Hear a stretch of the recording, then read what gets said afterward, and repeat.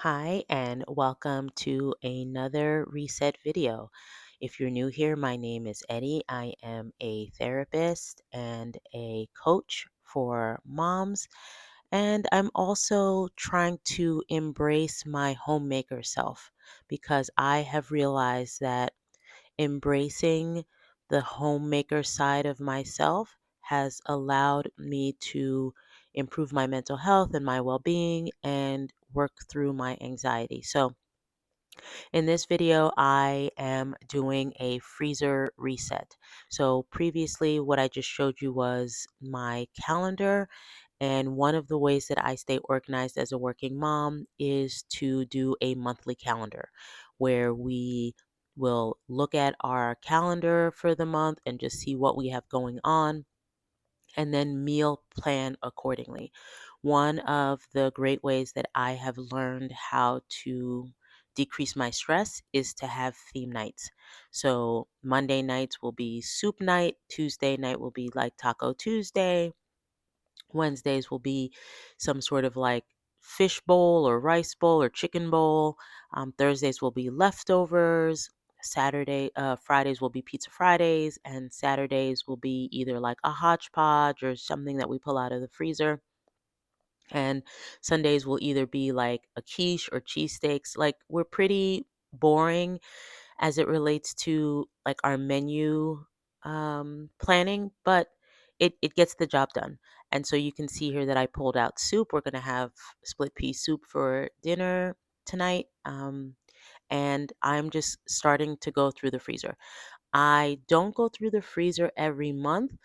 Um, I just, I guess it's pretty regular. I would say it is every month in the sense that if I want to know if we have to go to the farmer's market or if we have to go to BJ's and stock up on some things, on average, I guess it would be every month or every 6 weeks that I will look through the freezer to see what we have and plan accordingly. I am doing this freezer prep assessment especially for this month because we are about to celebrate Lent.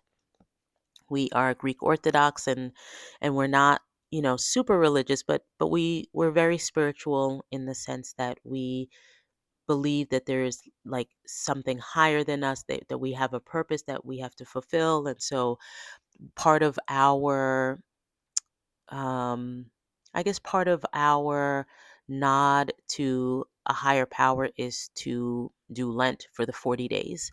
And so for Greek Orthodox, it's 40 days of no meat.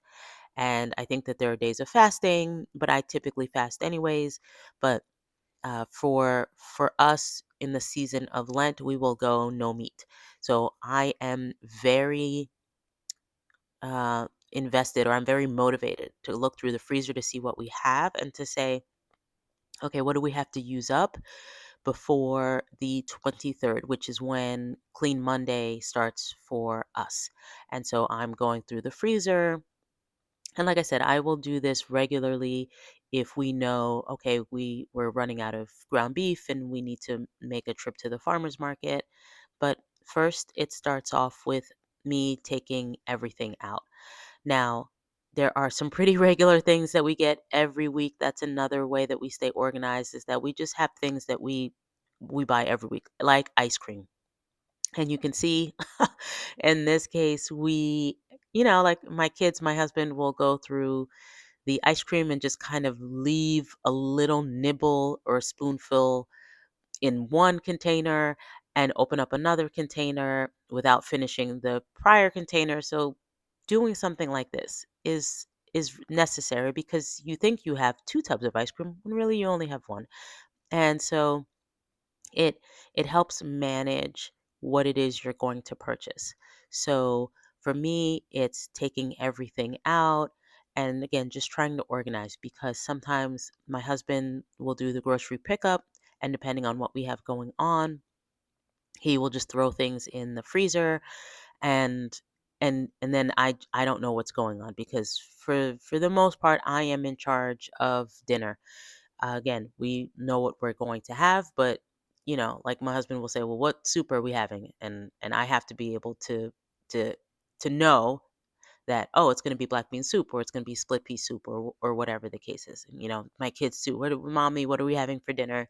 And if I say soup and they're like, oh man, I know that that's going to be like, well, can I have a grilled cheese or can I have chicken nuggets or can I have mac and cheese? And again, I want to know that I have that stuff easily available. So this is me going through the freezer. And listen, you guys, I am a working mom and I am keeping this video real.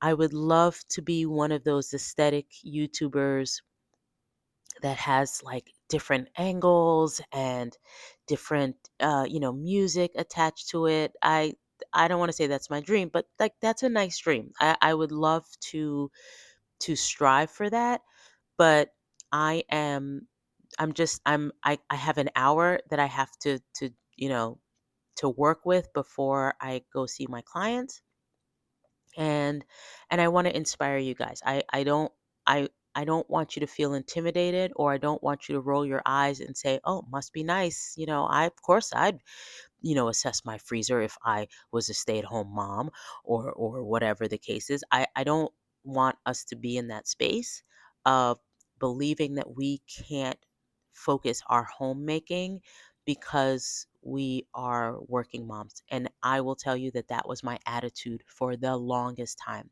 was that I was busy navigating my career and I would look at stay-at-home moms and I would have an element of like, must be nice.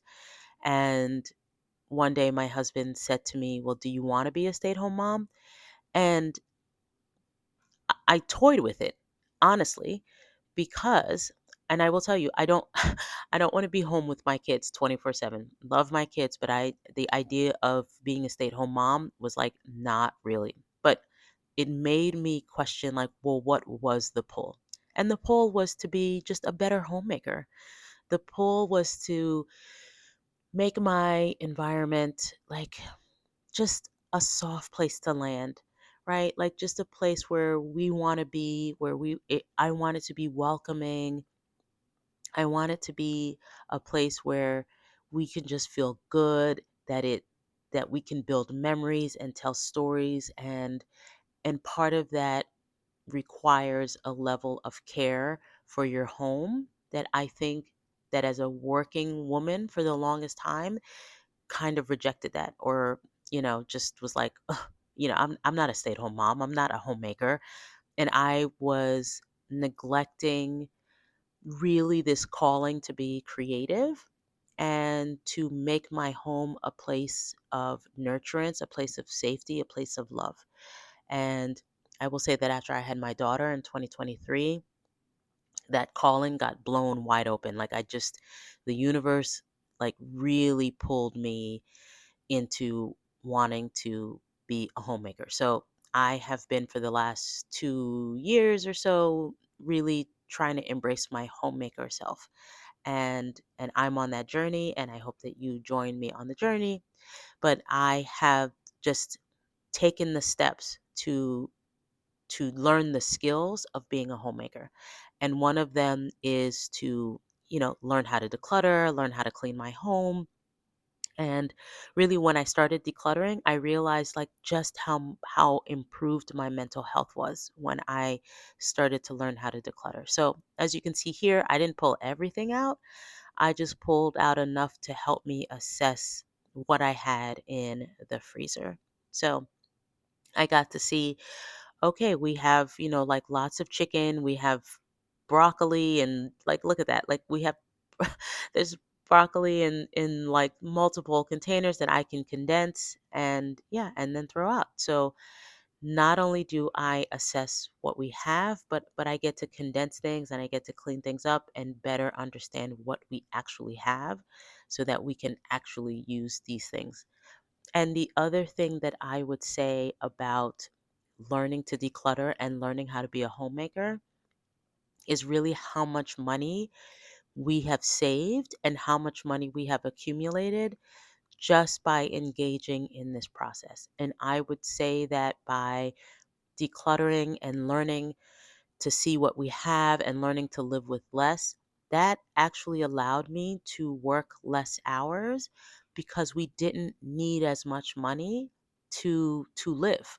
We didn't need to go do as much grocery shopping. We didn't need to do as much replenishing of items because we had like quantities. We had doubles and triples of things, and because we were decluttered, we were just buying things and spending money and thinking like, oh, I have to, this is our budget, and we have to make this much money every month because our Amazon subscribe and save is I think it's like $600.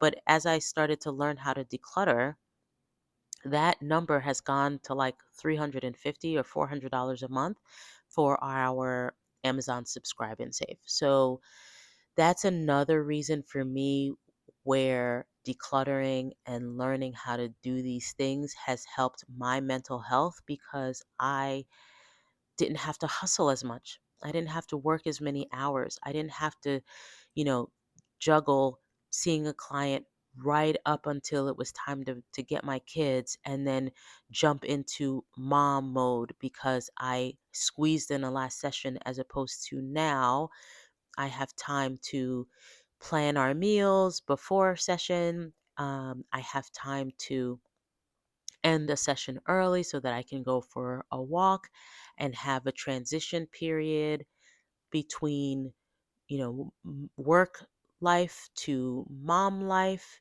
And so, you know, just decluttering. If I can just impart one piece of wisdom in your life, is to declutter. And if you're interested, I am starting a decluttering series, with some tips and some tricks, and I would love for you to check it out and support me, and I will have the link in my description. So if you're interested in picking up your free decluttering planner, pick that up. Like I said, I'll put the link in my notes so that you can check it out and start on the process of decluttering, really for nervous system regulation, just again for wealth building.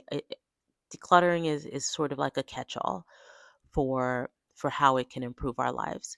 So as you can see, I just sort of started to condense things. I started to organize things, put them in sort of categories. We have the freezer that has like 4 compartments, and the compartments are fruits and vegetables on one side, desserts on the other. The bottom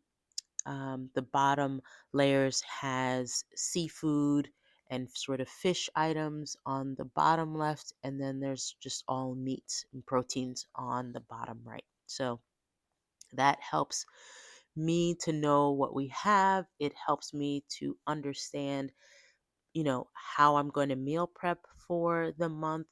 Again, it helps me prepare for Lent and to say we have, more than enough food to start our Lenten period towards the end of the month.